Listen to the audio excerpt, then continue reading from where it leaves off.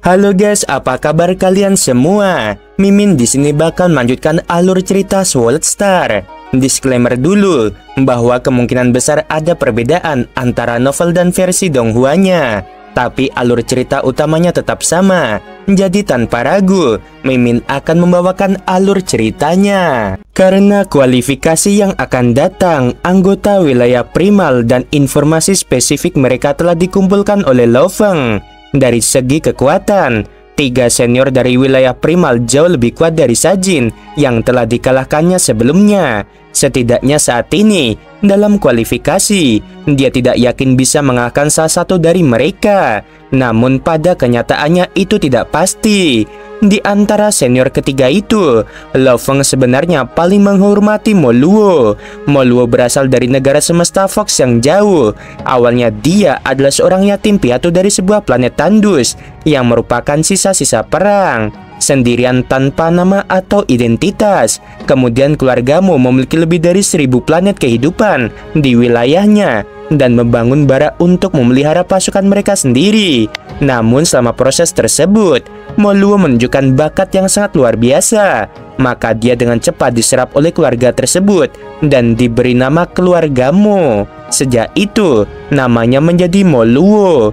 Dengan sangat cepat, ia diserap sebagai anggota inti internal. Pada tahun yang sama, ia melewati gunung langit dan memasuki wilayah langit dan daratan. Setelah itu, setelah 2 kualifikasi, ia berhasil masuk ke wilayah primal, menjadi salah satu anggota wilayah primal yang hebat dan perkasa. Lo Feng dan yang lainnya diterima sebagai anggota inti melalui pertarungan jenius. Namun, Mo Luo adalah salah satu yang naik pangkat secara bertahap setelah diserap. Oleh karena itu, dia menghormati Mo Luo ini. Alasan pertama adalah karena kesulitan dan sejarahnya. Alasan kedua adalah karena teknik pertarungannya, yaitu Beast Fist yang dia ciptakan sendiri. Pejuang umumnya menggunakan pisau, pedang, senapan, kapak, tongkat, dan lain-lain. Namun Mo Luo mengandalkan tubuhnya. Menurut guru Kaisar Sejatian, kebanyakan orang mulai mempelajari teknik-teknik yang digunakan oleh generasi sebelumnya. Seiring dengan meningkatnya pemahaman hukum seseorang, seseorang akan menemukan bagian-bagian teknik yang tidak sesuai dengan dirinya. Maka ia akan menciptakannya sendiri. Di dalam gua yang membekukan itu, pemuda yang mengenakan baju sirah emas meloncat ke sana kemari. Mo Luo benar-benar berdiri tegak saat telapak tangan gorila hendak mengenainya. Barulah ia menghindar di saat-saat terakhir dan menyerang balik. Gorila setinggi 300 meter itu terlempar dari tanah, menghantam tanah es dengan keras. Mo Luo sekali lagi menggunakan kekuatannya untuk memotong.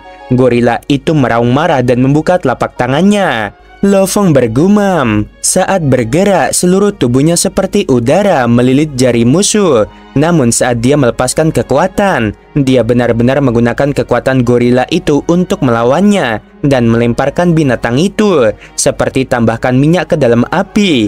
Betapa hebatnya dan tidak dapat dipercaya pada saat yang bersamaan. Babata berkata, binatang gorila tadi memiliki tingkat energi penguasa sektor 2. Dari keterampilan bertarungnya, tubuhnya bergerak seperti satu kesatuan. Dia mungkin sudah bisa melepaskan 100 kali kekuatan normalnya. Hal yang paling menakutkan tentang binatang buas adalah mereka tidak akan mati meskipun mengalami luka berat, kata Babata. Lo Feng mengangguk. Meskipun binatang itu dipotong-potong, ia akan tetap dihasilkan secara perlahan. Selama pertarungan antara Mo Luo dan gorila, binatang itu terus-menerus terluka, tetapi ia tetap unggul. Aku akan membantu, Lo Feng tersenyum. Mo Luo berdiri di atas kepala gorila itu dan bertanya, betapapun beratnya lukanya, tetap saja tidak ada gunanya. Telapak tangan gorila itu melayang dan Mo Luo melesat berlari mengitari tubuh yang besar itu. Tiba-tiba, sebuah piramida putih keperakan muncul di kejauhan. Cahaya putih berkilau bersinar di puncak piramida. Mo Luo menatap, begitu terkejutnya dia sehingga dia langsung melepaskan 3 kali tembakan dan menghindar sejauh mungkin. Sinar cahaya berdiameter 200 meter melesat melewati binatang gorila itu. Tubuhnya yang besar langsung kehilangan sebagiannya, hanya menyisakan kepala dan kakinya. Itu kapal otomat. Mo Luo memandang dengan kaget. Kapal itu segera menghilang dan seorang pemuda bertanduk hitam berjalan mendekat. Hanya saja fitur wajahnya telah kembali ke penampilan aslinya. "Moluo!" teriak Lo Feng. Moluo menatap Lo Feng dengan kaget. "Ternyata kamu juga datang ke Gunung Catatan Iblis." Lo Feng tersenyum. Moluo sangat terkejut karena kualifikasi sudah dekat. Dia juga sudah mencari informasi tentang yang akan menjadi lawannya. Tentu saja dia memperhatikan Lo Feng karena Lo Feng terlalu rumit. Ditambah lagi, meskipun dia belum lama berada di perusahaan alam semesta virtual, dia sudah mengalahkan Sajin. Kepala gorila di tanah itu masih mengeluarkan raungan pelan. Moluo menatap kepala itu dan ekspresinya berubah lalu berteriak, "Lo Feng, ayo cepat pergi." Moluo segera melarikan diri. Moluo berada di depan dan Lo Feng mengikutinya. Keduanya terus terbang melewati 3 gua sebelum berhenti. Moluo mendarat di atas es dan tersenyum pada Lo Feng. "Aku sudah lama mendengar reputasimu, namun aku belum pernah bertemu denganmu sebelumnya. Aku tidak menyangka bisa bertemu denganmu di sini." Lo Feng mengangguk, lalu mengerutkan keningnya. "Moluo, mengapa kau terburu-buru melarikan diri tadi?" Dia menggelengkan kepalanya tak berdaya. "Jadi begini, sebelumnya tidak jauh dari tempat aku bertemu dengan binatang buas itu, ada sarang binatang buas. Selama 2 hari terakhir, aku dikejar oleh binatang buas dan berusaha melarikan diri.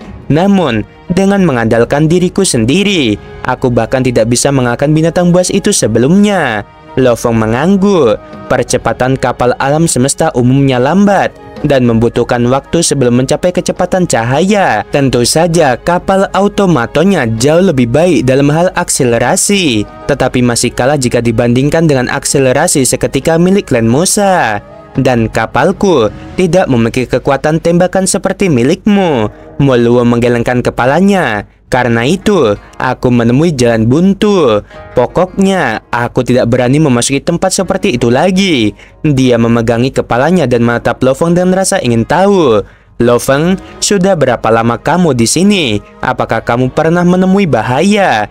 "Bahkan belum 4 bulan," jawabnya. "Tidak selama dirimu. Sepertinya kau juga ingin tinggal selama 3 tahun. Mata Moluo berbinar sambil berseru. "Gunung Catatan Iblis ini sangat berbahaya, terutama catatan iblisnya. Untung aku menemukan polanya, kalau tidak, aku akan lama menjadi zombie." "Pola?" Lo Feng menatapnya. "Untuk bertahan hidup selama ini, apakah kamu belum menemukan polanya?" tanya Lo Feng. Lo Feng tercengang. Selain kekuatan menelan yang mengerikan dari gua itu, catatan iblis lainnya tidak menjadi ancamannya. Karena itu dia tidak pernah menyadari keberadaan pola. Poin pertama, jangan berdiam di satu tempat terlalu lama. Seiring berjalannya waktu, catatan serangan iblis terkuat akan semakin kuat. Moluo tersenyum. "Seharusnya kau sudah tahu ini. Bahkan penduduk asli pun tahu ini." Suara angin yang melengking menusuk langsung ke hati dan jiwa seseorang. Namun Lo Feng dan Moluo mengobrol seperti biasa. "Pola kedua juga menjadi alasan mengapa aku mampu bertahan sampai sekarang." Moluo tersenyum. "Aku telah memisahkan catatan iblis terutama ke dalam level pelajar, penjajah bintang, universe, penguasa domain, dan penguasa sektor. Lo Feng, kau seharusnya menyadari bahwa catatan iblis utama berada di sekitar level penjelajah bintang hingga penguasa domain." Lo Feng mengangguk. Memang jarang sekali seseorang akan menjumpai catatan iblis penguasa sektor. Pola yang aku temukan adalah di mana ada catatan iblis tingkat bintang, maka area itu juga akan memiliki catatan iblis tingkat universe. Di mana ada catatan iblis tingkat penjelajah bintang, maka di situ pasti ada catatan iblis tingkat penguasa domain. Di mana ada catatan iblis tingkat pelajar, di situ pasti ada catatan iblis tingkat penguasa sektor. Mata Moluo berbinar, berkata dengan penuh percaya diri. Dimanapun catatan iblis terlemah, semakin tinggi kemungkinan ada catatan iblis yang sangat kuat. Lo Feng tertegun. Dalam benaknya, ia segera mengingat banyak tempat yang pernah dikunjunginya dalam 100 hari terakhir. Karena beberapa hari terakhir ini, hanya catatan iblis di hutan es yang benar-benar menjadi ancaman baginya. Mengenai tempat-tempat lain, ia tidak terlalu peduli. Dari tingkat pelajar hingga penguasa sektor, catatan iblis ini sama sekali tidak mengancamnya. Oleh karena itu, ia tidak repot-repot mencari tahu polanya. Sekarang dia memikirkannya matang-matang. Dengan daya ingat dan kecepatan berhitung yang sebanding dengan AI, ia dengan cepat mengingat tempat-tempat di mana ia merasakan nada-nada iblis itu. Benar, mata Lo Feng berbinar. Namun semua ini tidak berguna bagiku. Lo Feng berpikir dalam hati. Catatan iblis di gunung ini biasanya mencapai level penguasa sektor sudah cukup langka. Kecuali jika seperti gua misterius itu. Selain tempat-tempat itu, mereka tidak memiliki ancaman terhadapku. Lo Feng dan Mo Luo, dua anggota inti perusahaan alam semesta virtual, maju ke depan. Lo Feng, kita akan berpisah setelah gua ini, Mo Luo berkata sambil terbang. Ada triliunan gua di gunung catatan iblis. Kita akan memilih yang berbeda. Jika kita bersatu, cepat atau lambat, salah satu dari kita harus mengalah pada yang lain. Aku yakin kau juga tidak akan menikmatinya. Baiklah, kita akan berpisah dulu, Lo Feng mengangguk. Kalau dia tetap bersama Mo Luo, dia harus ekstra hati-hati saat menggunakan klan Musa. Di depan ada hamparan es yang luas, dan di atasnya ada lubang-lubang besar. Setiap lubang berbeda satu sama lain. Lo Feng dan Mo Luo mendarat. Tempat apa ini? Mo Luo berjalan hati-hati ke sisi sebuah lubang. Tidak jelas. Lo Feng juga berjalan ke samping lubang ini. Mungkin disebut lubang, tetapi sebenarnya lubang ini seperti jurang karena kedalamannya tidak terlihat sama sekali. Lo Feng berbalik untuk melihat lapangan yang luas dan hamparan es yang seluas ini. Jurang terlihat di mana-mana, tak terhitung banyaknya. Ada yang tidak beres. Mo Luo mengerutkan kening. Lo Feng mengangguk. Mo Luo yang berdiri di samping Lo Feng tanpa peringatan apapun menendang dengan keras. Tendangan ini seperti letusan gunung berapi. Sepatu bot emas itu menghantam pinggang Lo Feng yang terkejut dan tidak siap. Ini menyebabkan Lo Feng terlempar seperti peluru ke dalam jurang. Lo Feng hanya merasakan suatu kekuatan luar biasa menghantam sekujur tubuhnya. Dan walaupun ada pertahanan dari tanaman merambat kontak awan, Lo Feng tetap saja memuntahkan darah segar dari mulutnya. Tanaman merambat merah yang tebal menjulur dengan ganas dari lengannya. Tanaman merambat itu lebih tipis, tetapi dengan cepat tumbuh tebal. Mereka dengan liar menjulur untuk menangkap Mo Luo. Jurang itu mulai menghasilkan energi menelan yang luar biasa. Selain energi menelan yang mengejutkan, nada iblis yang tak bersuara menusuk ke dalam pikirannya. Pada saat ini, tanaman merambat kontak awan mengetahui tuannya dalam bahaya. Tidak peduli dengan Mo Luo yang telah terbang jauh, tanaman merambat itu dengan cepat mengembang untuk meraih dinding. Lo Feng dengan cepat pulih dari serangan catatan iblis.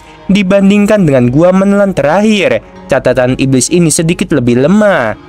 Mo Luo, sudut mata Lo Feng terbelah dan matanya memerah. Lo Feng sangat menghormati Mo Luo dan mereka berdua adalah anggota inti perusahaan alam semesta virtual. Selain itu, dia mengira orang ini tidak memiliki kemampuan untuk menyakitinya.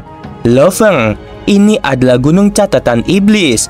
Bahkan jika aku menghabisimu, itu bukanlah kejahatan. Mo Luo menatap Lo Feng dengan dingin saat sebuah suara terdengar di telinga Lo Feng. Bersamaan dengan itu, sebuah senjata yang tampak indah muncul di tangan Mo Luo. Senjata laser. Ekspresi Lo Feng berubah. Berani mengeluarkan senjata laser, dia mungkin punya jaminan bisa menghabisinya. Senjata laser kelas C6. Suara Babata bergema.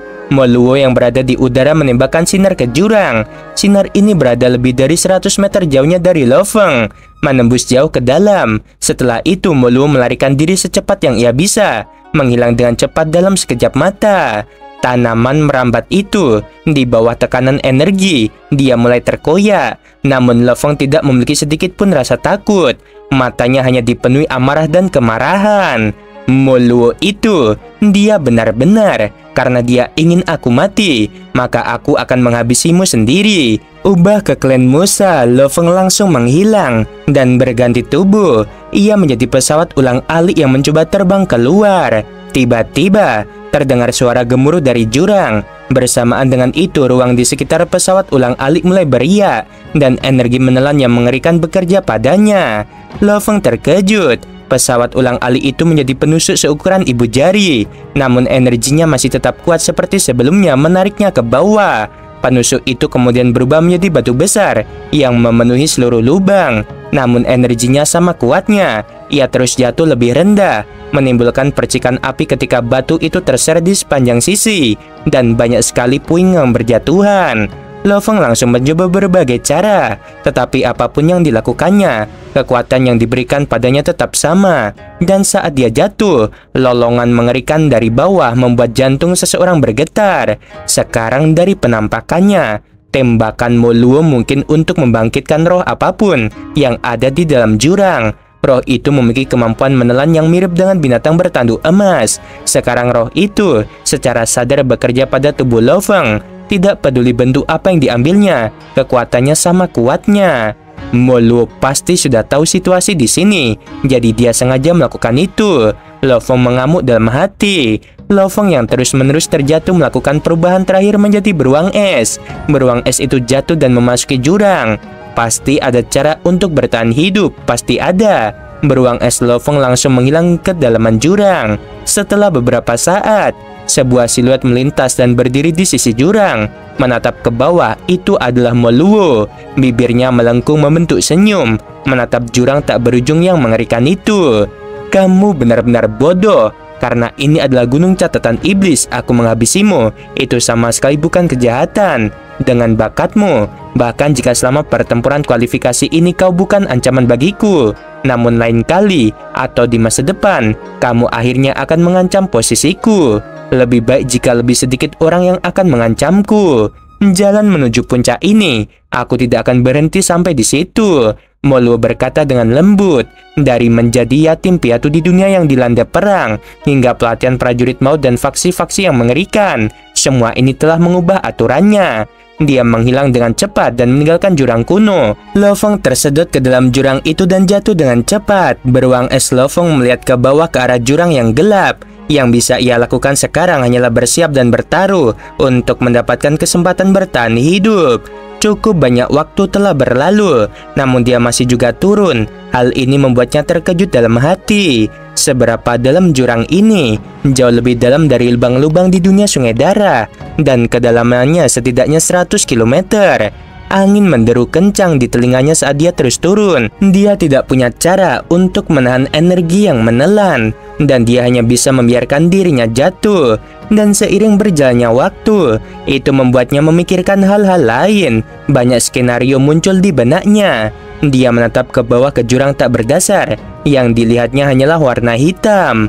Mengapa aku memikirkan keluargaku saat ini? Sepertinya alam bawah sadarku pun berpikir aku mungkin benar-benar akan mati di sini.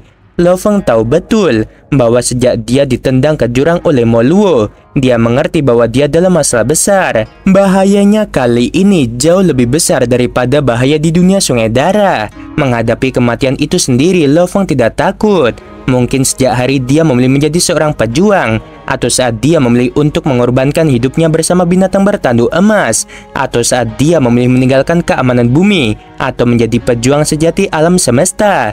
Dia sudah lama siap mati. Memang aku tidak menganggapmu sebagai ancaman atau musuh, karena aku menghormatimu dan tidak ingin menjadi musuhmu. Selain itu, kupikir kamu tidak akan sebodoh itu untuk mendekatiku. Bukan hanya itu, karena rasa percaya diriku, aku yakin kau bukan ancaman bagiku.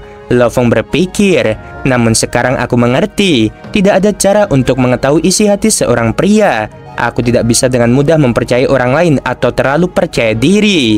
Dalam hati Lo Feng, tindakan Mo Luo sebelumnya bodoh. Mo Luo, jika aku tidak mati karena ini, kamu akan menyesalinya seumur hidupmu. Lo Feng melihat ke bawah. Beruang es Lo Feng turun dengan kecepatannya mengejutkan ke dalam jurang yang gelap. Setelah beberapa saat, Lo Feng, ada lapisan es batu di bawah. Pikiran Babata mencapai Lo Feng. Beruang es Lo Feng secepat bintang jatuh dalam waktu kurang dari 0,001 detik. Ia menutup jarak 20 km. Dua cakar tebal menghantam lapisan es. Segala macam teriakan yang memekakan telinga terdengar dari segala arah. Setelah turun dengan cepat, ia akhirnya mencapai dasar, dan beruang es yang tampak konyol itu duduk di lapisan es yang pecah dan melihat sekeliling. Binatang yang tak terhitung jumlahnya, semuanya berada di gunung es yang berkelok-kelok. Beruang es konyol itu perlahan berdiri, tampak bodoh tetapi dipenuhi ketakutan dan keterkejutan. Ya ampun, ada begitu banyak binatang buas. Aku bahkan tidak bisa melihat ujungnya. Pegunungan tak berujung ini mungkin memiliki lebih dari 10.000 binatang buas. Lo Feng terkejut dalam hati. Dia tidak menyangka akan ada sarang binatang buas di dasar jurang. Benar, bagaimana energi menelan itu dihasilkan sebelumnya? Lo Feng, hati-hati. 6,1 km di depan ada seekor binatang buas. Energinya sebanding dengan Undying. Mbak Bata memperingatkannya dengan kaget. Dilihat dari ukurannya, gunung es ini mungkin tidak lebih kecil dari bumi. Akan tetapi, apakah ia sebenarnya seekor binatang? Beruang es itu terus berjalan di dunia jurang yang luas ini. Dunia yang sangat luas, jumlah binatang buas mungkin mencapai triliunan. Jika sarang pertama yang ia temukan sebelumnya adalah sungai, maka sarang binatang buas di dunia jurang yang dalam ini seperti lautan yang luas. Dia seringkali bertemu dengan monster tingkat penguasa sektor, bahkan kadang-kadang bertemu dengan monster besar dengan energi yang sebanding dengan Undying. Semua monster Undying ini sangat besar, yang terkecil setidaknya beberapa ribu kilometer, yang terbesar tidak dapat dilihat dari ujung ke ujung. Setelah beberapa saat, seorang pria bertanduk hitam terjatuh dan seketika itu juga membuat banyak binatang melolong, hingga puluhan ribu binatang meraung dan menyerbu. Teriakan melengking terdengar saat pria itu bertarung selama beberapa saat, sebelum dia diinjak-injak dan dihancurkan berkeping-keping. Semua binatang meraung kegirangan, di antaranya seekor beruang es juga meraung. Beruang es Lo Feng melirik sisa-sisa itu. Dia terkejut di dalam hati. Untungnya aku menjadi beruang es dan turun. Jika aku turun dalam bentuk manusia dan dikelilingi oleh begitu banyak binatang buas, bagaimana aku bisa bertahan hidup? Bahkan penguasa sektor yang datang ke sini pasti akan mati. Di dunia jurang yang gelap, Lo Feng menjelajah selama lebih dari 3 hari. Dia telah menemukan triliunan binatang buas, dan di antara mereka ada banyak penguasa sektor dan binatang buas tingkat Undying yang besar, dan jumlahnya lebih dari 20. Beruntungnya saat ini aku juga seekor binatang. Beruang es Lo Feng menggoyangkan pantatnya. Di antara binatang buas yang tak terhitung jumlahnya, dia perlahan berkeliaran. Dia tidak berani berbuat sesuatu yang tidak seperti biasanya. Lebih baik aku membuang-buang waktu dan maju perlahan daripada salah langkah. Lo Feng berjalan perlahan di dalam dunia jurang. Namun meski lambat, ia sebenarnya menempuh jarak lebih dari 100.000 km dalam sehari. Dalam sekejap mata, 2 bulan telah berlalu, dan Lo Feng telah bertahan lebih dari 2 bulan di dunia jurang itu. Di dunia jurang ini sangat membosankan, hanya binatang buas yang tinggal di sini. Dan yang lebih aneh lagi adalah bahkan tidak ada catatan iblis. Beruang es Lo Feng berkeliaran tanpa daya. Gunung Iblis terbagi menjadi Gunung Catatan Iblis dan Gunung Es. Dan sungguh aneh bahwa Gunung Catatan Iblis ini memiliki wilayah yang begitu luas tanpa catatan iblis. Apa itu? Lo Feng menatap pada kejauhan. Di sana terlihat pancaran cahaya keemasan. Karena terlalu jauh, dia tidak dapat melihatnya dengan jelas. Aku akan ke sana. Lo Feng terus bergerak maju perlahan. Setelah beberapa ribu kilometer di antara binatang buas, dia melihat pada kejauhan ada banyak istana terapung. Meskipun dia tampak bodoh dalam penampilannya, Lo Feng sebenarnya terkejut di dalam hatinya. Istana terapung, istana yang memancarkan cahaya keemasan. Di dalam dunia jurang yang luas ini, ada banyak sekali binatang buas. Itu masuk akal. Tapi sekarang bahkan ada istana terapung. Lo Feng memperhatikan dengan seksama, dan sekilas ada sekitar 32 istana terapung. Setiap istana berdiameter sekitar 10 km, dan semuanya bersinar keemasan. Di antara mereka, sekitar 23 di antaranya diselimuti cahaya putih seperti jaring yang sepenuhnya menyelimuti 23 istana. Suara lemah dan pelan terdengar dari istana terapung di depan, tanpa kekuatan serangan apapun. Namun hal ini membuat jiwa Lo Feng merasa sangat nyaman. 32 istana bersinar keemasan dan mengambang di dunia jurang tak berujung. Di antara istana-istana ini, 23 di antaranya ditutupi oleh penghalang cahaya putih, tetapi sisanya tidak memiliki penghalang. Binatang-binatang di mana-mana semuanya menatap ke atas istana yang melayang-layang, seolah-olah mereka tertarik oleh istana-istana itu. Binatang-binatang itu bertabrakan dengan cahaya putih yang menyelimuti istana dan jatuh lurus ke bawah, menghantam lapisan es dan membelah. Binatang-binatang itu kemudian dengan bodohnya berdiri kembali, dan sekelompok dari mereka benar-benar melompat lagi dan terbang menuju cahaya putih. Aku akan mencobanya. Lo Fong mempersiapkan tubuh beruang esnya yang gemuk dan besar lalu melompat. Beruang es itu menghantam cahaya dan jatuh, mendarat dengan keras di lapisan es sebelum perlahan naik kembali. Kekuatan penghalang itu mengejutkan. Benturanku bahkan tidak mempengaruhinya sama sekali. Dia terkejut dalam hati. Bahkan ketika binatang tingkat penguasa sektor menabraknya, itu sama sekali tidak mempengaruhinya. Lo Fong sekali lagi melompat. Satu lompatannya mencapai ketinggian beberapa ratus kilometer. Namun kali ini, ia menuju ke salah satu dari 9 istana yang tidak diselimuti cahaya putih. Beruang es Lo Fong langsung menuju ke istana terapung yang megah itu. Seluruh istana dibangun secara sederhana. Di bagian tengahnya terdapat istana megah, dan di sekelilingnya terdapat alun-alun batu, tempat binatang buas berjalan santai. Beberapa bahkan berdiri di dalam alun-alun tersebut.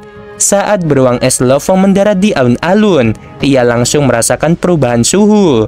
Suhunya berubah. Suhu di sini jelas tidak sedingin sebelumnya. Bersamaan dengan itu, ia mengamati konstruksi istana terapung yang dipisahkan menjadi istana dan alun-alun, dan keduanya dibangun dengan batu hitam. Permukaan batu hitam itu bahkan mempunyai ukiran-ukiran aneh yang ada di dalamnya. Ukiran-ukiran ini semuanya terbuat dari emas. Ukiran emas yang tak terhitung jumlahnya tercetak di dalam dinding istana dan alun-alun. Sungguh, ukiran hukum yang misterius. Lo Fong memandanginya dan merasa heran. Babata, catatlah, dipahami. Semua dinding istana dan alun-alun tiba-tiba memancarkan cahaya yang indah. Cahaya yang tak terhitung jumlahnya melewati Lo Fong dan dengan cepat berkumpul di dalam istana, membentuk gambar ukiran yang sangat misterius. Setelah selesai, gambar itu menjadi lapisan cahaya putih.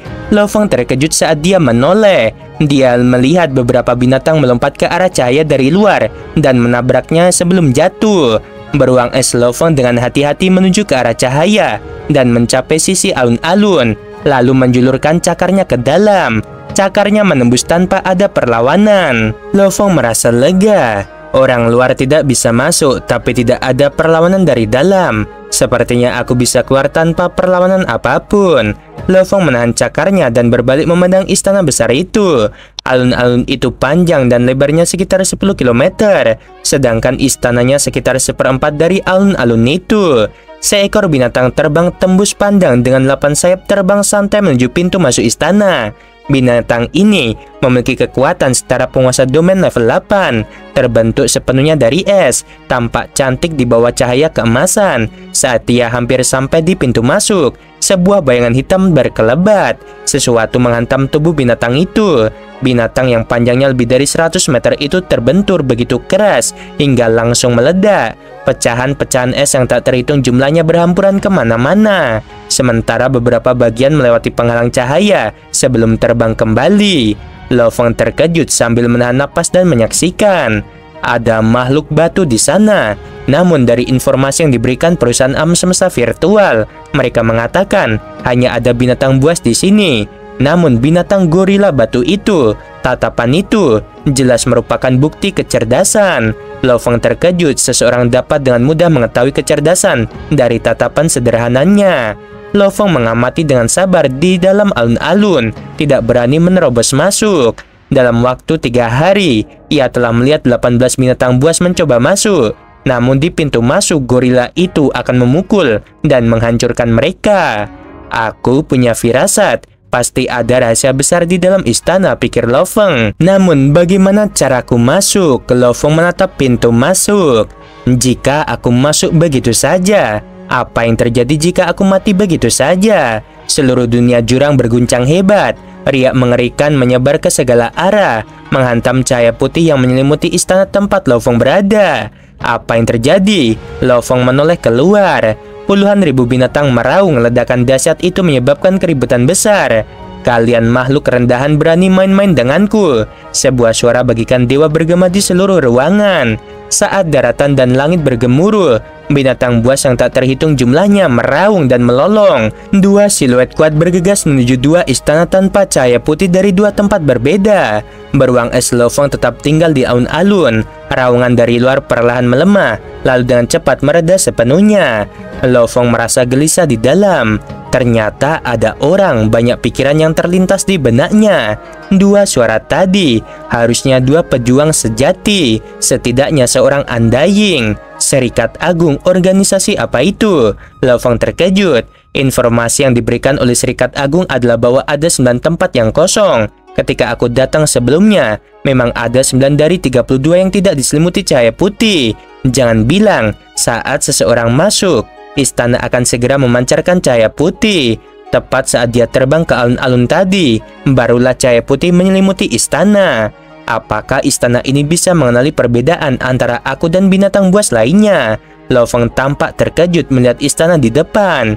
Jika mereka tidak memindai Lo Feng secara langsung, mereka tidak akan dapat membedakan perubahan klan Musa. Namun, istana warisan yang aneh ini mampu mendeteksi perbedaan dan meningkatkan penghalang.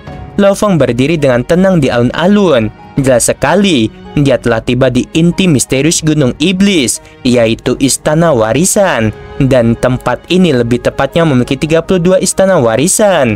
Jadi saat ini, termasuk dirinya, seharusnya ada 26 istana yang dihuni orang. Sepertinya istana warisan ini bukan rahasia di kalangan orang kuat. Mereka benar-benar mengirim Undying ke sini untuk menerima warisan. Lo Feng berpikir, namun untuk menerimanya, sepertinya tidak sembarang orang bisa masuk. Lagi pula, bahkan guruku Huyanbu belum pernah mendengar tentang keberadaannya. Area rahasia alam semesta semacam ini, untuk bisa ditemukan sekali saja, para Undying harus membayar harga yang sangat mahal, bahkan jauh lebih mahal dari harga kota kekacauan primal. Aku pasti beruntung bisa sampai di sini. Lo Feng menatap istana di hadapannya. Bagaimana caranya masuk? Lo Feng merenung sejenak sebelum segera mengambil keputusan. Lo Feng manusia muncul di hadapan beruang es. Anggota klan Mosaku akan membawa inti itu dan tetap berada di luar sementara tubuh bumiku akan masuk. Matanya berbinar. Dalam sekejap ia bergegas menuju pintu masuk. Ketika para binatang di alun-alun melihat manusia Lo Feng, mereka langsung meraung. Gimana guys, seru banget kan? Waduh, habis ditendang sama senior Moluo, kayaknya Lo Feng bakal dapat hadiah baru. Kalau di dunia sungai darah kan, ya menemukan apa? Kristal yang bagus kan? Sepertinya nih teman-teman, di misi kali ini ya ini dia ya. Mungkin warisan dari istana apa catatan iblis yang bakal meningkatkan kekuatan Lo Feng. Apalagi kan beberapa tahun lagi bakal ada kualifikasi antar wilayah rahasia kan. Nah, ditunggu aja. Buat kalian yang pengen support Mimin traktir kopi, bisa di link Saweria ya, di deskripsi maupun di komentar. Oke, sebelum video berakhir, Mimin mau bilang sungguh membagongkan. Terima kasih.